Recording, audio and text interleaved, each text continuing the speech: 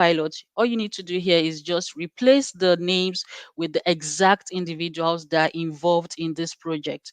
If I have Emmanuel, I could just put in Emmanuel, I put it Sina, and I have Michael there.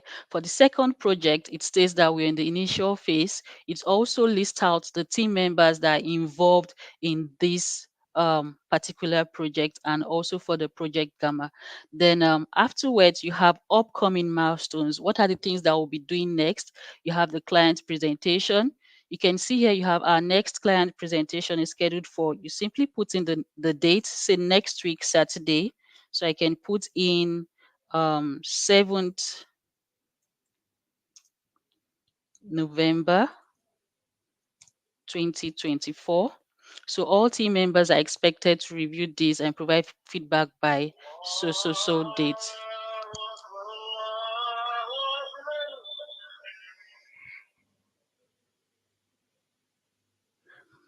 So then I can replace that, also replace this date with the expected date, latest by, so if the next client presentation is scheduled for this, we expect that all team members should review their presentations and provide feedback latest by the 5th November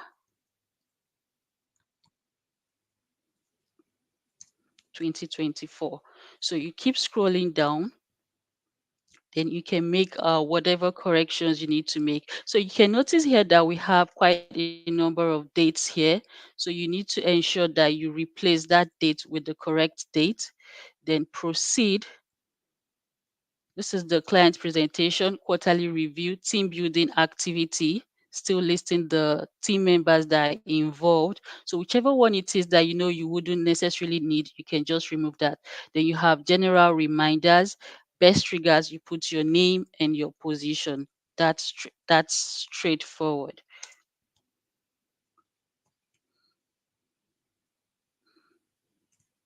Then I could just put say the IT support engineer. So depending on your position. So I'll be stopping here, and in the next session I did look at how we can use Copilot in Teams, in PowerPoint, in Excel, and other productivity applications like in PowerPoint, Teams, and Excel in the next session. Okay, Rafi, that was great. Presentation there, grand and clear and straight to the point. And we have Paul there is watching in, saying hi, folks, as well. How you doing, Paul? Thanks for stopping by. Any Yeah. questions, Joseph?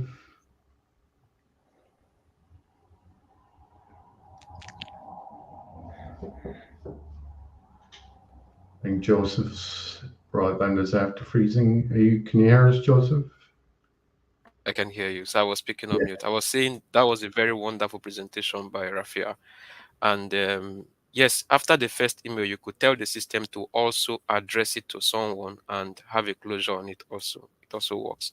Instead of manually typing in the name of the person, you could say address this mail to Frank coming from Rafia. It can open and close the conversation without you even typing in. Yeah, but that was a very, very nice one that you have there.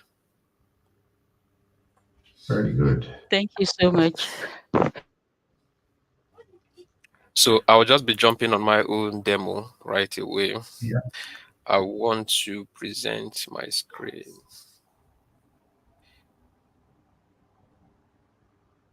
Hold on. Okay, so today I'm going to be speaking about why is it telling me to stop sharing when I was not sure? Okay, start sharing entire screen. I'll share this one. Yep. So Frank, my screen is being shared now. Let me know when Yeah. it is up. Okay, it is. It So yeah, so today we are going to be looking maybe at condition. maybe it's kind of doing the same thing like Rafia. Do you want to maybe stop your camera and Okay, so is it better now? No, it's still just a black screen. Do you want to just go out Oh, of it and go back in? stop sharing. Yeah. Share. Share again. Entire this. Share. Okay, we can see it now. What is conditional access? Yeah, perfect. Yeah, thank you. So conditional access is actually a modern security that will extend beyond your environment. These days, people work from different locations, and you want to put in measures. Let's say, for example, you want them to only be able to, you want to put some level of restriction, or yeah, you can say they are required to use multi-factor authentication. That is, maybe when an account is facing risk, signing and credentials issues, you can say, okay, whoever signs in should use multi-factor authentication. You can also talk about the strengths, the authentication strengths. You can see they can only sign in on on hybrid joint device, so that you can control where your users are signing in. So I would prefer us to do the demo of this. And what I want to look at today from the demo is we are going to state a condition to restrict where users can sign in based on location, because you can actually have a lot of conditions that you can set. But what we want to do today is just, okay, you are going to sign in somewhere. Yes, I know that. But if you must sign in at this point, you must use multi-factor authentication. And then if you are signing into a particular device, if the device is not joined to the domain, I don't want you to be able to sign in. I can do that kind of restriction.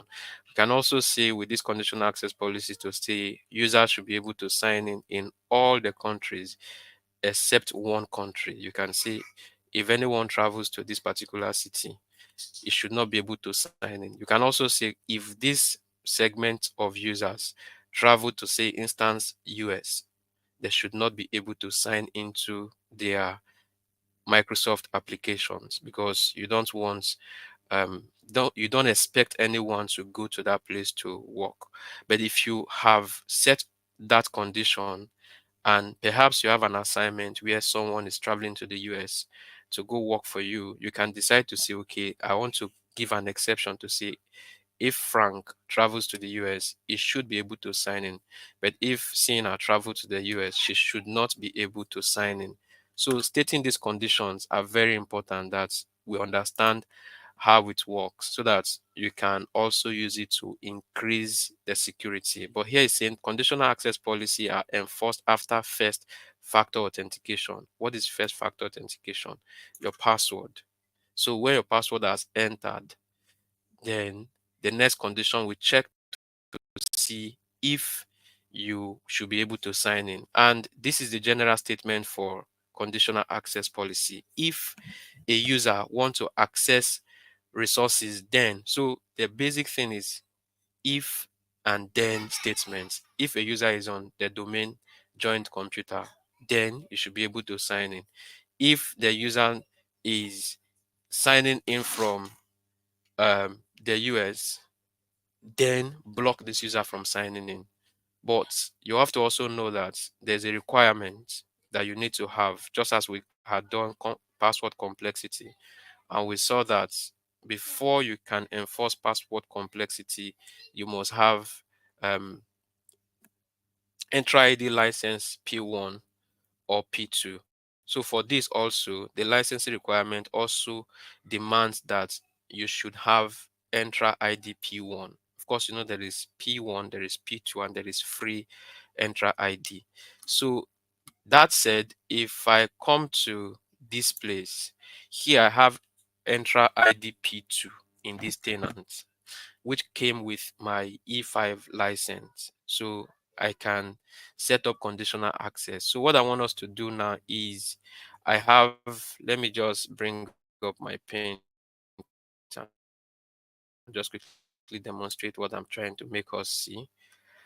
So my paint, come on, okay. So So we are going to be having our organization.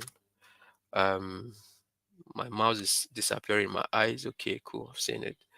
So we have our organization, let's say like this, and then we have users inside of this organization.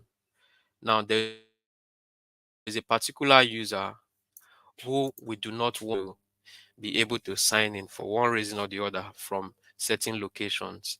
So I have users in my environment. Now, what do I need to set that up? I need to first of all make sure that the user, that my tenant has the required license. Then I want to say, okay, a particular user should not be able to sign in, and this is this user and this user. They should not be able to sign in if they are anywhere outside of Nigeria. Or I want to say they should not be able to sign in from block signing in the US. Block signing in the US. So what it means is that when these people, when these persons travel there, they will not be able to access. Again, I can exempt them to say they should be able to use only this app in this location. They should not be able to use, depend on their use case, but you can restrict users from signing in based on their location. So just to be fast, if you come to cmd.ms, which is the Microsoft Cloud Command Line, this is a very beautiful interface. If you've not seen it before, I think you want to check it. Instead of clicking here and there, you can actually have a lot of URLs, like it's almost countless, right? That you can use to sign into the Microsoft portals. You can go to Entra ID, and then when you get to Entra ID, you have options to go to protection, and then under protection, you're going to see the option to set up conditional access that should relate with your organization. So I'm just waiting for this to open so that we can take decision based on two people that we want to check their conditions that they should not be able to sign in a certain location. So I'm just waiting for this to load. If it's delaying, I think it's because of the tab I had opened before. So looking at this, if you get to Entra ID admin center, which used to be addressed as Azure Active Directory, then you're going to see protection down below. Usually it will be this way, right? So you show more, and then under protection, if you open it now, you're going to see conditional access policy. So if you click on conditional access policy, then this will tell you,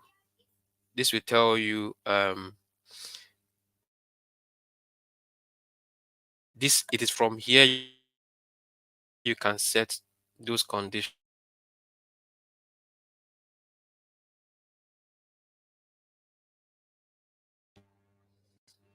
Okay, am I back now? My voice, I think I had Yeah, can hear internet you there. All right. disruptions. Yeah, If you can hear me, please let me know. yeah, can hear you.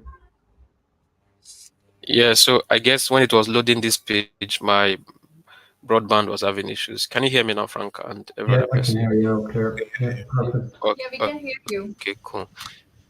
Yeah, okay, cool. Thank you. So we are here under conditional access, and then when you look at policies, I don't have any policy here right now because I've not created one, right? What this means is that users can, whatever they want to, wherever they are, they can sign in. And if I want to condition them, I can decide to do that from here. So what we're just going to do now is, remember, we want to restrict two users in this organization from signing in from the United States. So the first thing you do is to come to named locations. So if you come to named locations, then you will be able to create countries that you want to. I think I have a named location here, but I will still create another one for the benefit of this. I'm just going to add this. If I click on add now, it will load all the countries in the world, and I will choose the countries from which I want to restrict my users from signing in. So I'm just waiting a bit on my page to load. I think it's loading slowly this evening.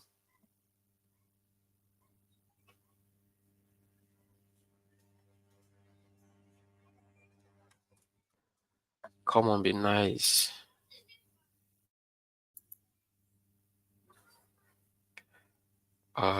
Do I have to just do a refresh? Let me do that once. Let's see.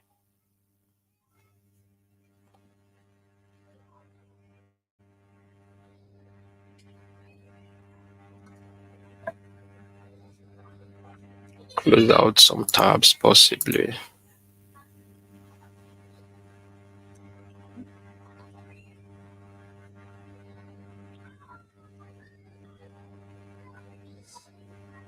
That took too long.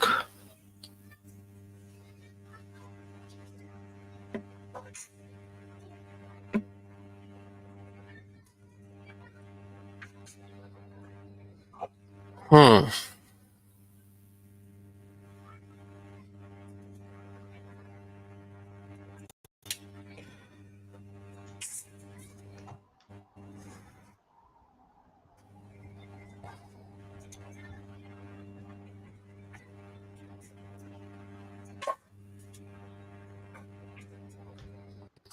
Okay, so let me click on create again and let's see if this is going to respond to me fast. If it's still delaying, I may just have Frank ride on Yeah, with his so that I don't delay us here. no Okay, problem. so I'm here now. I can see the countries. So I can decide to. Can you see hear me, please? I can see your screen, but the Can you see him? countries, It is. I think it is Okay, stuck. Yeah, the screen is stuck. you cannot see it move now. Think it's moving, right? no. No.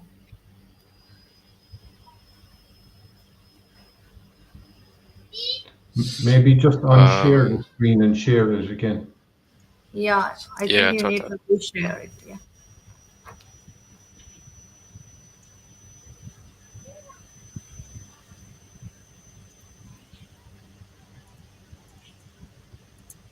Okay, so I'm sharing again, Frank. Yeah, I can see that now. Yeah, Yeah. we can see the countries now. Yeah, Okay, Now it so is. okay, okay, cool. So I want to stop.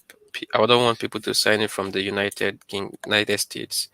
So I'm just going to take this and then this United Kingdom. I'll just take United States.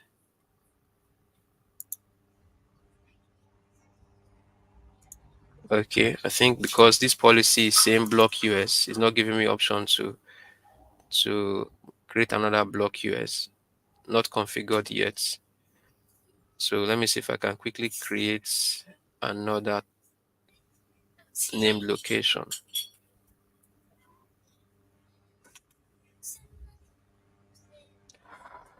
Oh, Frank, this is taking a long time. Maybe you want to just take over and show us what you prepare for us. I'll try and see if I can take care of this by next week, but the network connection is not helping yeah, us today. yeah. Apologies Sure, for that. no problem. Um, we have David there as well on saying hello to us. Hello, David. Philippus, how are you? Um, the thing I had there, I'll just show my screen. Probably won't be able to go through all of it, but I may do it another week. Share the screen, entire screen, because we are talking about Copilot for M365. Um, there's 26 slides in this thing now, but this is just kind of give you a flavor for what we'll probably go through next week, because some people want to know how to get 365 Copilot Pro in M365. So you have to have a second. You have to have an M365 Office account. It can be a family one or a business one or just a single private one yourself. But you have to get then is a separate license called Copilot Pro as an add-on to actually use the Copilot. So I'm inside in PowerPoint here. You can see up in the top right hand corner there, I've got the Copilot here. So that's a separate license. It's here in Ireland it's €20 to get extra. So if you have your M365 account, the personal one will cost you about €67, and then you'll have to pay for the Copilot Pro license, which will cost you about €20.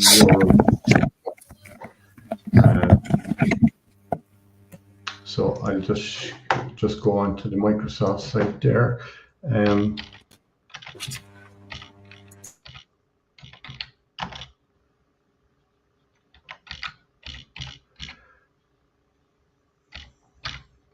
I'll go through this slide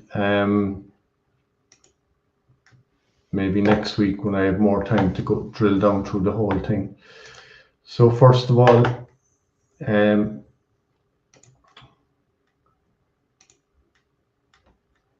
to get Copilot Pro, there is actually, you can get a start with a free trial here. So it's actually €22 now. So you can get a free month first to start off, and then it's €22 a month. And after that,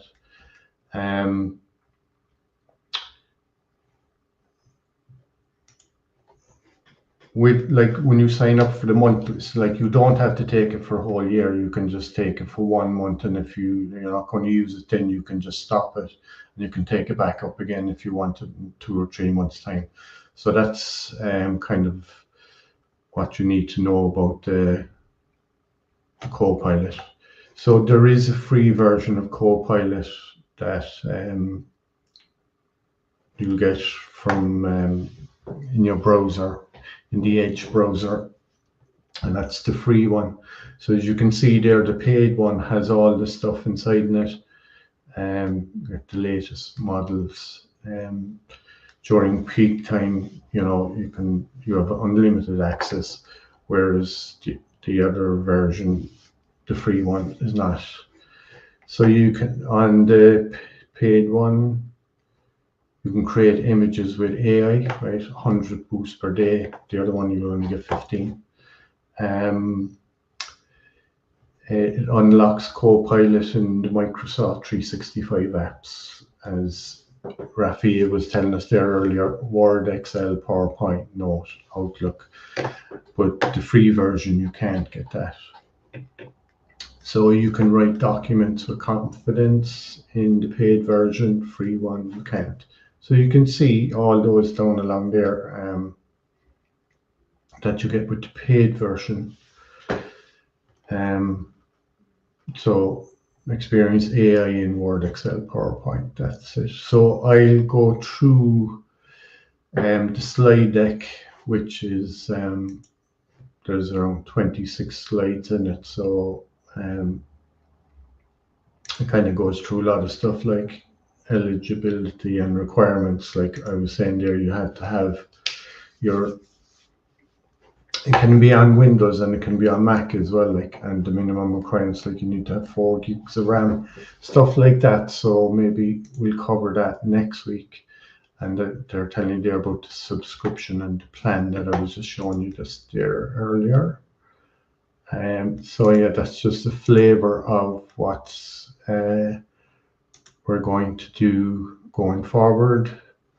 So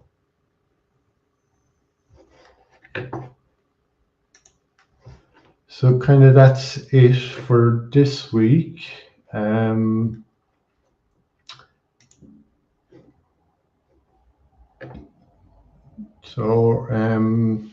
Rafia, you're going to join us again next week, and you're going to do some other stuff on Copilot for M365.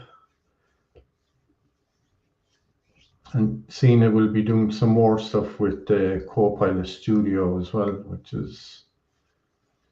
is great. And Joseph will probably have the conditional access thing sorted out, and he'll continue that for next week. Um, I think I just discovered what happened. I was plugged to a wrong internet cable. So yeah, we'll take care of that by next week. yeah, that's very good. And we're getting more people joining us all the time now in the on the group, like which is very good. Um, so I also have some stuff that I'm going to do in Excel there. I think Microsoft has announced that they've added a new thing for in Copilot for Excel. You can actually go into your data set now in Excel at the start before you do anything, and you can clean up your data before it didn't give that option at all, you know. So if you had a big data set now with some stuff missing, you can actually go in now and clean it up. I just had a look tonight, but it's not there yet. So maybe when that option pops up in Copilot, I might do a demo in Excel on how to clean up your data set. So that's kind of all new stuff. They're constantly updating it, which is very good.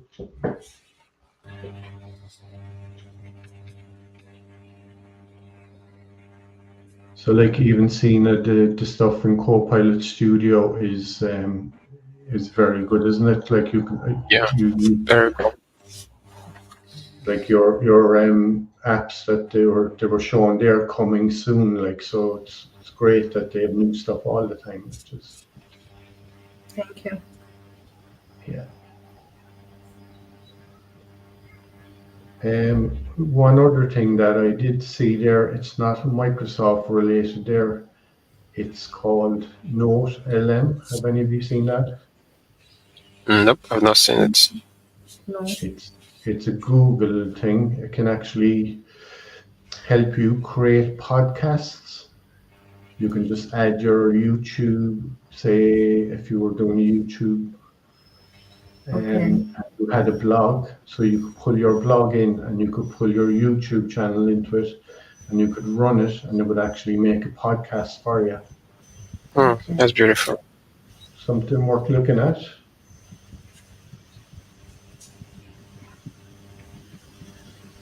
So I did have a look. I was looking at it myself.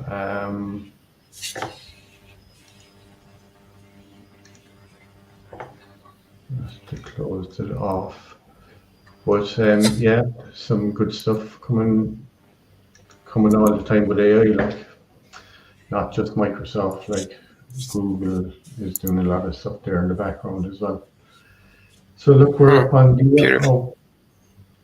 we're up on the hour, so I'll end the live stream and thanks everybody for joining us, and we'll be back here again um, next week at the same time, 6 p.m. GMT, and it's going to be the same time in Africa, and we're seeing it where you are, Bahrain. So I'm just going to end it now.